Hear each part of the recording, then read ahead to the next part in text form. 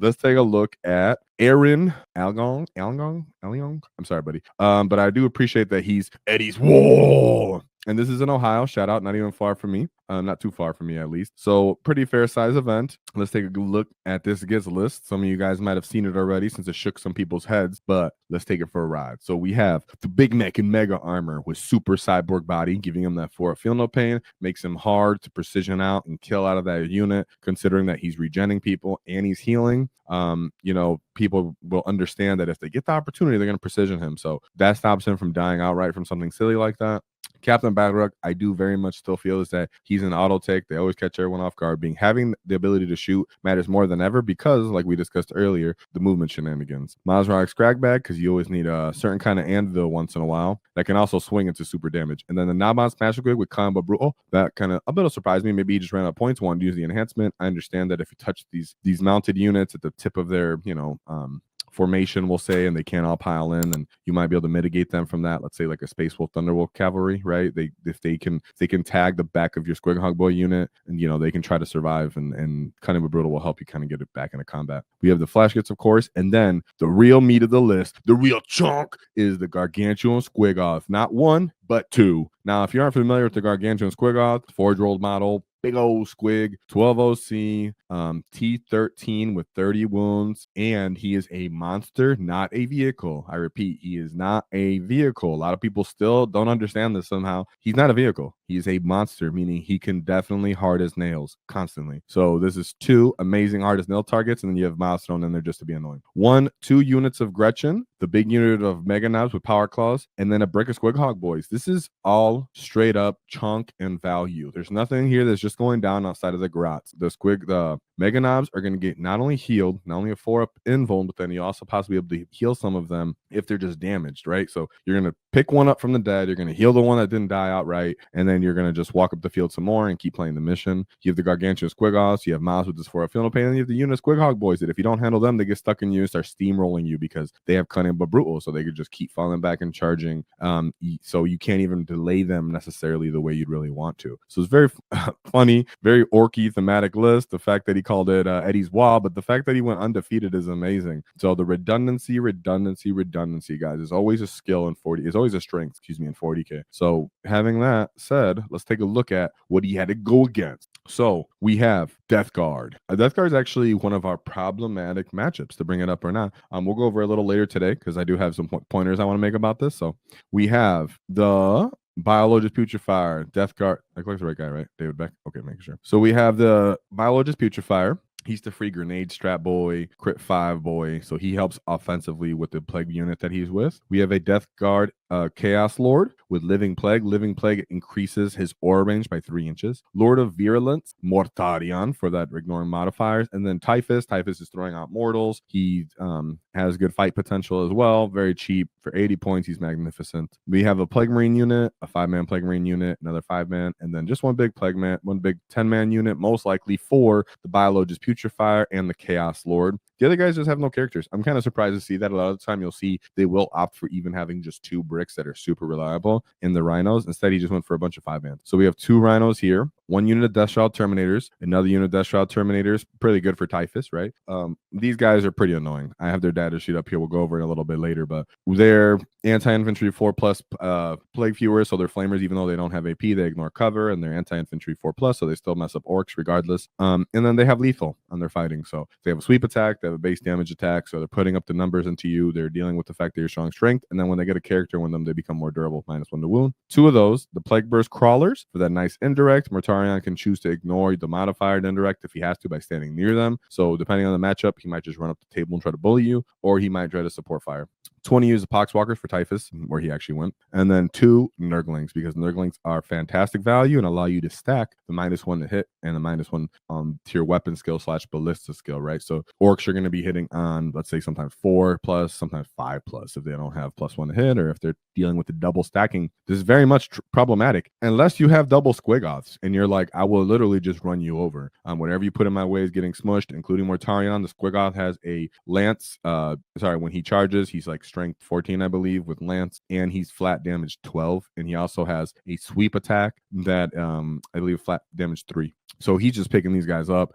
They really would have to compound the effects of -1 to hit on him to make him stop. And even then, he's still 12 OC, so he can still hold out the objective and completely block it out. You still have to deal with all the other squigs on the table and Maz walking around. This is very much threat saturation, threat overload, to the point that most players would see double the Gargantuan Squiggoths on the list and be like, is that for real? And then they realize, no, it's definitely for real, because when they decide to go on the go turn to your one Squiggoth, you're like, hard as nails. And then they're like, I'm gonna charge you one more turn. Hard as nails. What's up? Oh, he's in charge range now. Okay, my turn is getting picked up by my Squighog boys and my other Squiggoth if I can get to him. Right? It's awesome. It's amazing, and it literally just ran over the death card in a way that other Ork lists are definitely struggling to do. So in his second matchup, we have the Space Marines with a Death Watch. So Death Watch has decent potential into getting great damage because they have weird synergy capabilities and such. So let's take a look at that. But shout out to ECOP for 5 WAAAGH Mystic Tactics gifted memberships. Whoa, let's go, you good. I appreciate it. Make sure you guys collect that. I want to see you gits that are sitting here looking like little Umis with your non-green names and your little grunts and grots and squig badges next to you. So let me see you guys become some boys. See you guys level up, and I appreciate ECOP. Let's go. So make sure you guys join the Green Tide, because our book coming out soon, boy.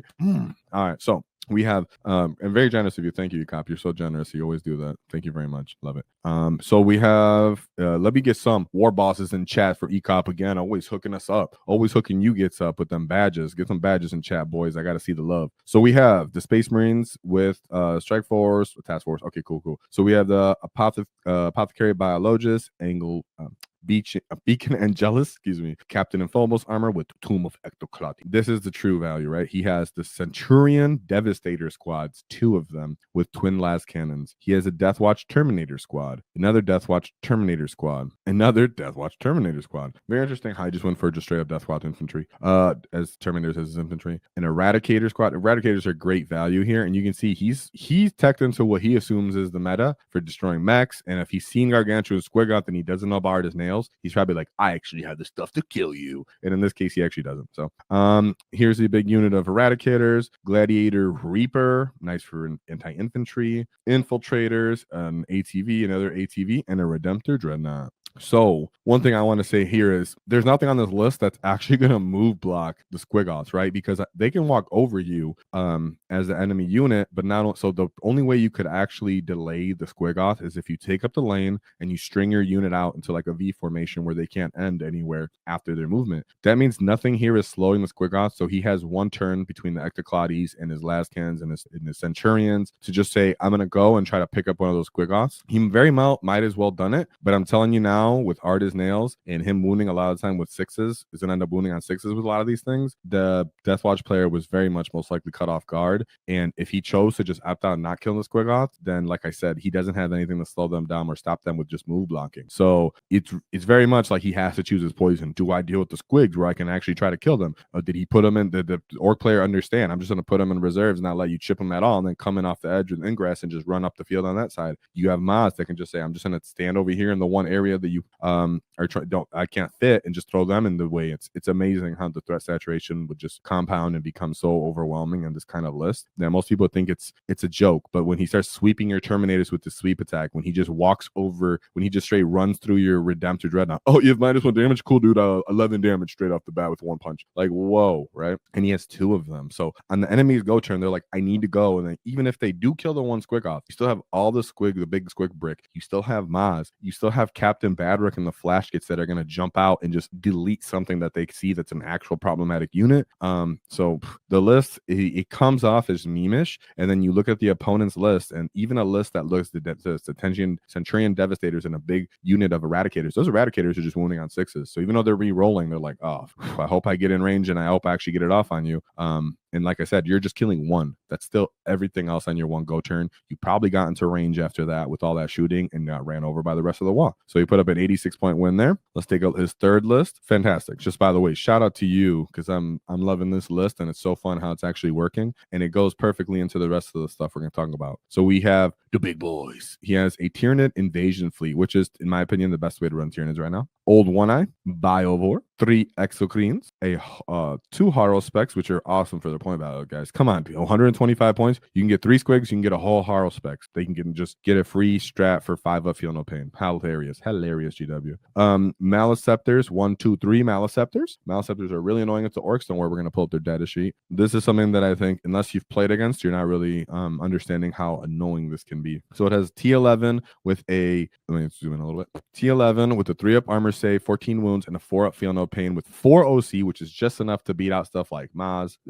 It does have Psychic Blast Overload, decent volume right there with how many range shots it gets, and it's sitting at the strength 10, -2, flat 3 damage. Then it has their actually scything attacks, a little bit of sweeping damage. But in reality, the true value is when you're within 6 inches of this model, each time a model in the unit makes an attack, subtract 1 from the hit roll. And if that enemy's below half strength, subtract 1 from the wound roll. So when you have triple, we'll go back to my boy here. When you have triple of these, you can just lay them across your deployment line as a Tyrannid player and walk into Orks, making them know you have to chew through this. It's going to be in Synapse range because it's a Synapse monster, and it's going to pop its feel no pains possibly twice in one phase. 2 Ripper Swarms, the Tyrannofex, awesome for value in my opinion. I believe it's T13 or 12, maybe 12, with the 2-up base armor save, 16 wounds, big old fat Tyrannid monster with an acid sprayer, great for overwatching Orks, great for that. And he has 3 of them actually. Oh, sorry. The second one is a Rupture Cannon. Rupture Cannon would be sick into a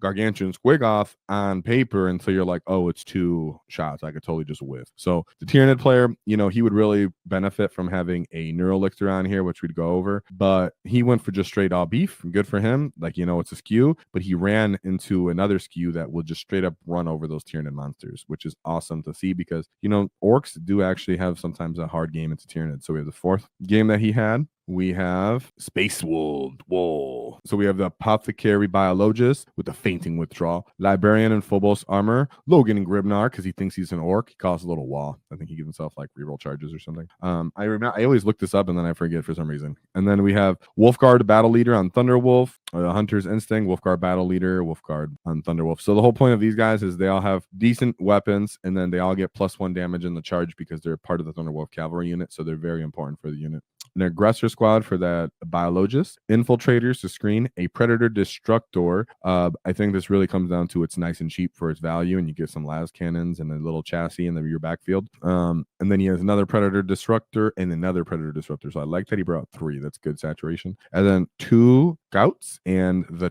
2 units of Thunderwolf cavalry, followed by 2 units of Wolfen. Definitely love Wolfen. Wolfen are what Ork boys wish they were in a lot of ways. The fact that they're constantly fast, the fact that they can just innately fight on death, the fact that they actually have damage capability, is just hilarious that they have 0 OC, But it really does help for the fact that these Thunderwolf cavalry cannot move through infantry. Ork players understand if you're playing into Thunderwolf cavalry, always know that just fill up the lanes with your bikers, with your grots. They don't usually have shooting. This is why this version of a predator destructor is more appealing in some ways. It gives you a little bit of volume between the auto cannon to look down range, and then they also still has the las cannon hunter missile. But as a whole, they don't have a lot of shots. So you start walking up the field with your things and you just fill up the lane so the Thunderwolf can't get off on you first. Draw out the Wolfen, maybe use your flash kits to overwatch the Wolfen as well and just pick them up really reliably. And this can be a hard matchup for Ork players if they don't understand how to deal with their movement shenanigans and how to draw out the initiative from the Space Wolves. That being said, though, when you're running Gargantuan Squiggoth and you're making almost everything on this list wounding you on 6s, and then they have to try to just get +1 to wound from lancing or something because they have Stormlance, they can pop a strat, I believe, for +1 to wound. Then you only have 1 unit that's trying to get off on that, and the whole game they're usually used to just throwing themselves at you and trying to stat check you, and instead you're like, oh, I dare you. I'm just going to annihilate you with my Squiggoths and everything on my list that's pure value. Squiggoth boys really mess up Thunderwolf cavalry. Mazrog's Cragbag doesn't mind getting stuck in with them, especially once they're done charging. Squiggoths are sitting there on their objective saying, you will not one-shot me. I will retain the objective and I will stand here and keep killing you slowly. So it's pretty great. It's pretty great that how the Gargantuan Squiggoth pretty much looks at all these silly stat check armies that are like just trying to do one thing, and they're like, well, since you can't do that one thing, you lost. So it's almost our version in a very interesting way. Aaron did find a way to overcome the meta by doing what they want to do, but better, because everybody else is trying to do something very simple, kind of cheeky sometimes. And he just said, hey, I'm not going to deal with them and destroy you. So we have Biologus Putrefiers, Biologus Putrefier, Biologus Putrefier. Did I pull up his thing? I didn't pull up his thing. This is the guy, like I said, that gives the crit 5s and free grenades. A Death Guard Sorcerer and Terminator armor. He's actually pretty sick. The Terminator armor, I think he would do this like -1 damage to your unit when he's with a Death Shroud unit on top of their -1 to wound if you're stronger than them. Yeah. So and then I think he throws out more. Oh, he can throw out mortals or go Super Saiyan and his brain shooting. It's awesome. And then Deadly Pathogen. So he has 3 of those. Yeah, he was going all in. And then 2 Foul Blightspawn. Foul Blightspawn, actually did pull them up because some people aren't familiar. Something that's really annoying about them, another unit that has anti-infantry 2+, ignore cover, torrent. Sorry, I threw that in your face. And then it has fight first. So again, you can see a lot of people have movement shenanigans, they have fight first shenanigans, they have anti-infantry shenanigans. These are all horrible things for our codex, or sorry, our index to deal with and our infantry to deal with. That's why Aaron said, I have no infantry on my list like that. Too bad for you. So then he has a 10-man unit of Plague Marines, another 10-man unit of Plague Marines, another 10-man unit of Plague Marines. This is a very meta Death Guard list, very meta. He's doubling down on both those characters, putting them both in the 10-man units, putting them both into the transports, and then he's saying, I'm going to throttle damage on you, I'm going to get crit 5s, I'm going to make you -1 to hit, or I'm going to reduce your armor save, and I'm going to put a bunch of saves on you. So it's very much not a bad list. Then he has the Poxwalkers, followed by a bunch of Nurglings, and then the Brigands. So another thing about the Gargantuan Squiggoth is he can walk over the Nurglings in some way, so the person would have to be smart to how he positions them. And then the Brigands, typically they're like, oh, I got your trucks, like no problem. And then they see a Gargantuan Squiggoth roll up and they're like, ooh, ew. So yeah. Love to see it. As a whole, this is a very powerful Death Guard list. That's why he fought it in the later rounds, and he manhandled it for the most part. So I think that was his last one. Yeah, it was, and that was his last matchup. And he manhandled it to go undefeated, getting 86 points. He put up great scores. Of course, you got Eldar shenanigans. Good job for him reading hundreds. But Eldar playing a different game. They get free movement phases. They're shooting at you from out of cover and everything. Orks play a very direct, fair game of 40k. And Aaron decided, I'm going to do what we do wet best. I'm also going to stat check everybody else in the community instead. And I'm sure he actually did practice at least somewhat for this, because you do have to know what missions you're going to play so that you can understand what secondaries you're trying to play, and then have everything deployed where you need it, so you don't have to reposition. So you can be like, okay, I'm going to do fix. Okay. And then, this guy gave a bring it down or something, I might take that fix instead. But for the most part, you'd be like, I'm going to cleanse and homer on this. You don't really have enough tools on his list to go out and do tacticals. So if I'm wrong, then I'm wrong, Aaron. But hey, shout out to Aaron, because that's awesome. Whoa, for going undefeated. We haven't seen an undefeated Ork list in a while, you guys. We really haven't.